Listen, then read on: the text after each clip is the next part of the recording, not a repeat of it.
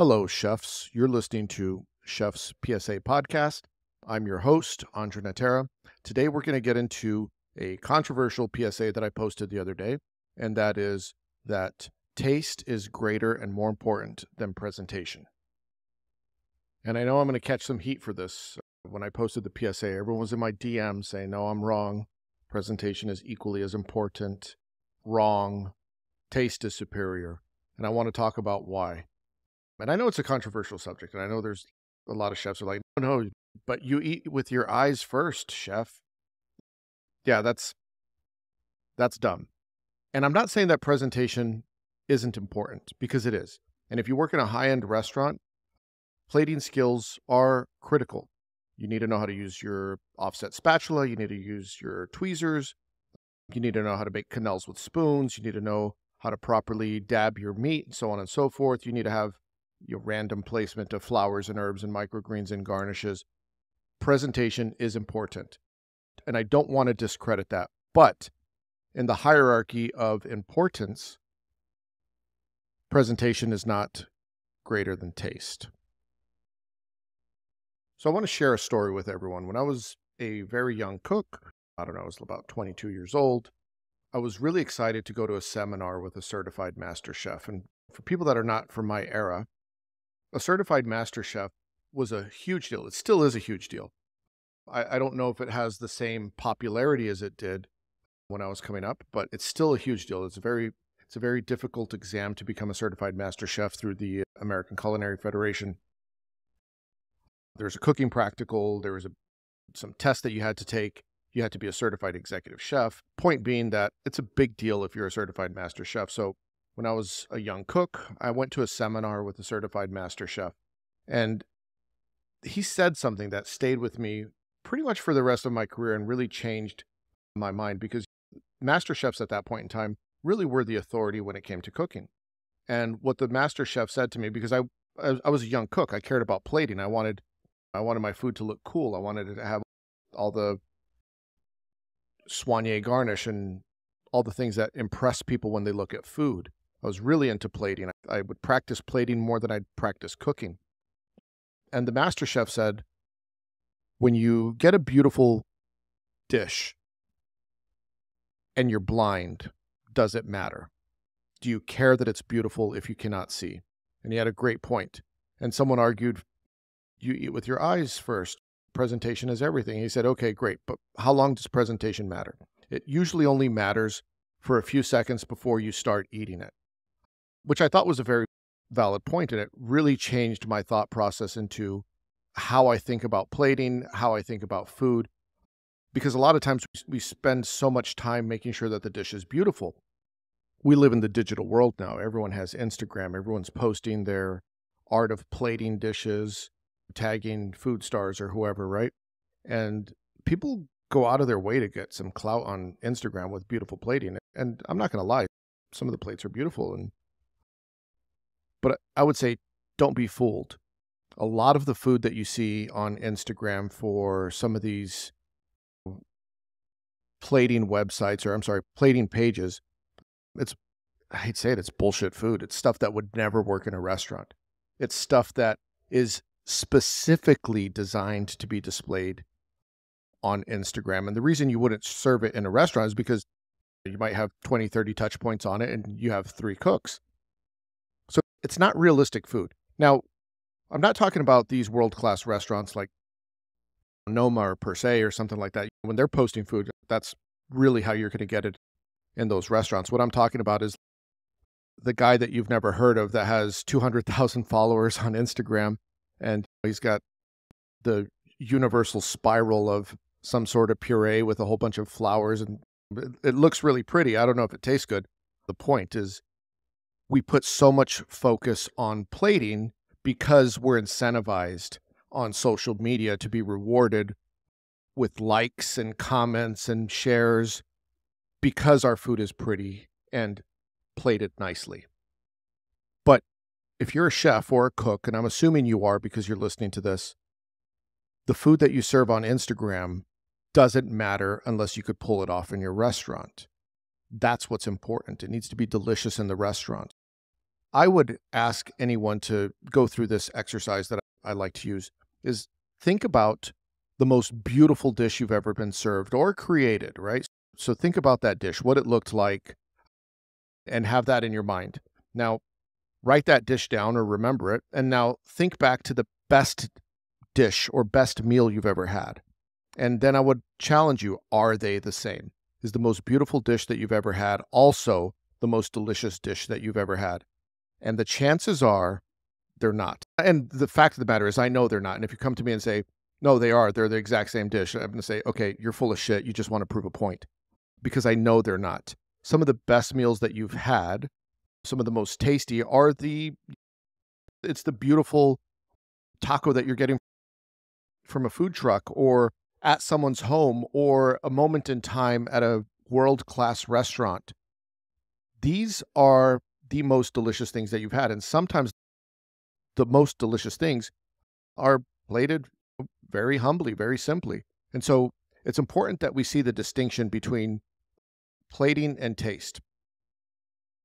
Now, even though we went through that exercise, there's still going to be people that say, no, presentation is more important. Okay. And I still haven't convinced you. So we're going to try one last time to convince you why taste is superior to plating. Let's say you have to choose, and there's two plates in front of you. One of those plates is absolutely beautiful. It has everything on it. It has some stupid spiral of a puree.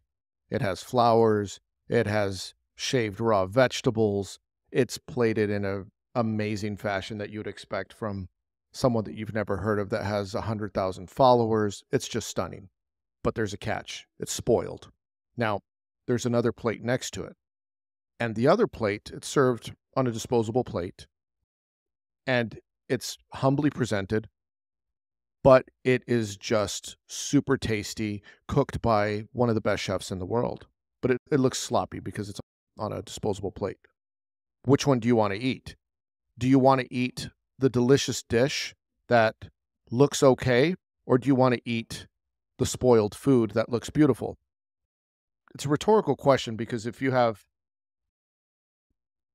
doubt that you would eat the delicious food over the spoiled food, then I think we could rest the case a little bit that taste is the most important thing, and then presentation would come second. Now, I feel like I've been beating up presentation a little bit, so I want to expand upon that. Presentation is important, and knowing how to plate is a skill, and we touched on that earlier, but here's another thought exercise. If you could think of something like the classic dishes, a roasted chicken or a prime rib or anything like that, these are dishes that would be delicious 50 years ago. They were delicious 20 years ago. They're delicious today. Most likely, they will be delicious 20 years from now, 50 years from now, so on and so forth. Because things that taste good are going to taste good regardless of where you are in time. But when it comes to plating and presentation, that is evolving very quickly. That's an art form that's changing with trends, and it's very quick now, right? You could go back. I would challenge most chefs to do this. Go back and look at your plates from a few years ago, and then look at your food now and then say, okay, which one do you like better? Most likely you're going to say, oh, okay, I like my plating style now. But a few years ago, the way you were plating, like that was all the rage. Food trends and plating trends evolve so quickly that your head is going to be spinning trying to keep up with what is the latest and greatest way to present food.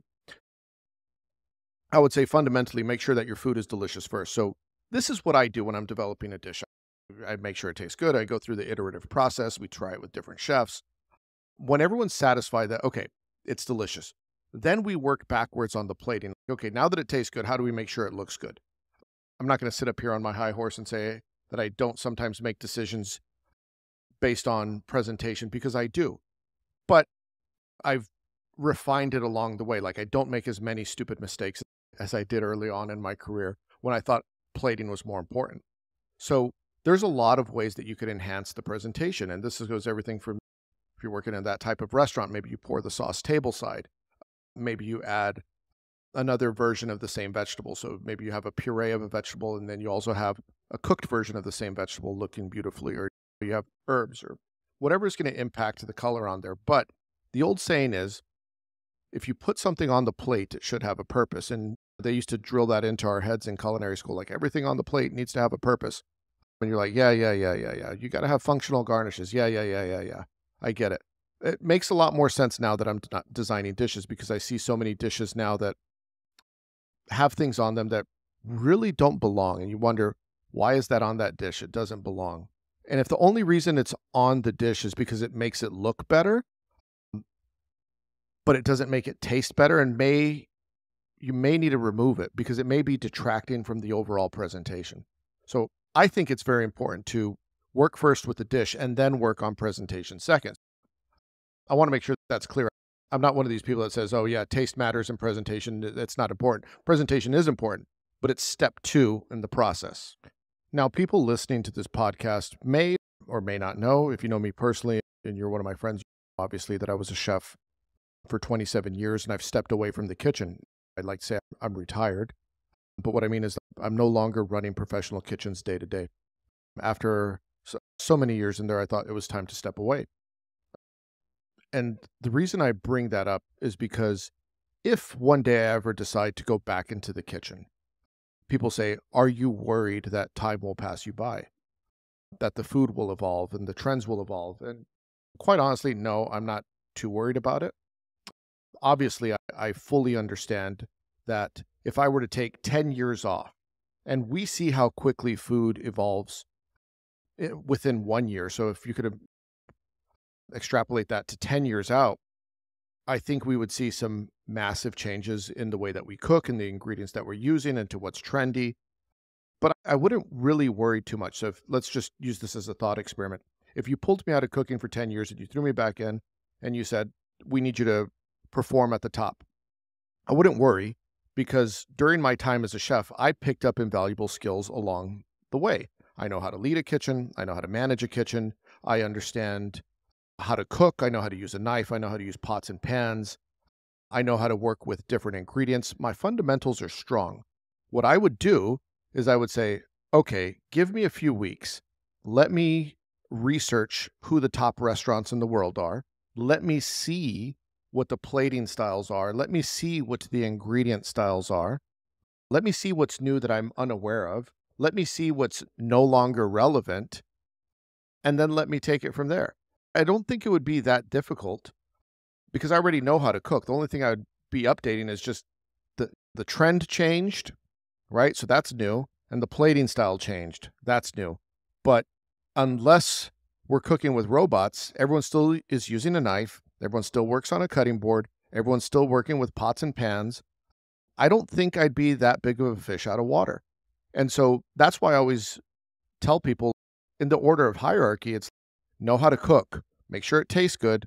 Presentation comes third, because presentation is the one that is going to change the fastest and be least relevant over time. And what you want to do as a chef is you want to build skills that are timeless, that this is going to give your career longevity. I know that's a little bit of a rant.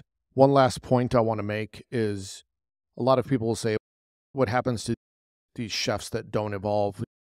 Why is it that they can't figure out the latest plating trend or whatever it is that has at a certain point made them no longer relevant in the dining scene? And I could tell you, this is something that I struggled with my last couple of years in the kitchen, is the plating seems less and less important over time.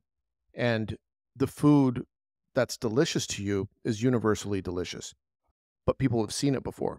And so when people say, what do I crave? I crave simple meals, a good piece of fish, a grilled steak, a roasted chicken, whatever the case may be. I don't necessarily crave the most beautiful, trendy dish. And I think that's where a lot of chefs go wrong, is they still want to play at the top. They still want to be an important chef in their community, but they don't want to evolve with the trends and the plating styles. And I'll be honest with you, this is where plating and trends are important, because if you don't want to play that game anymore, you run the risk, and I'm not saying this is going to happen to everybody, but you do run the risk of no longer being relevant at the top end of those competitive restaurants. So something for chefs to keep in mind is that um, I felt like I was pretty good as a chef, like at recognizing the trends and understanding that we had to be on them. But if I could be honest, that food didn't excite me. I just knew that, okay, if we're going to play at this level and we're going to play at the top, this is the kind of food that we need to do. These are the ingredients that we need to look at. This is what we need to plate. But it didn't excite me. I just knew I was playing the game at that point. Because what always excites me is just simple, technical, beautiful, delicious food. And that to me is more timeless than to the thing that I keep harping on is the silly art of plating swirls with purple and orange and all these inedible colors. So anyway, rant over. I hope you all enjoyed today's rant and hopefully you took something away from it, learned something. Maybe you agree with me. Maybe I changed your perspective on this. Maybe you still think I'm full of shit. Regardless, doesn't matter. I want to make sure that you heard it. I explained my case, and hopefully you can use this in your own thoughts and methodology when running your own kitchen. So anyway, we'll see you on the next one. Thank you all.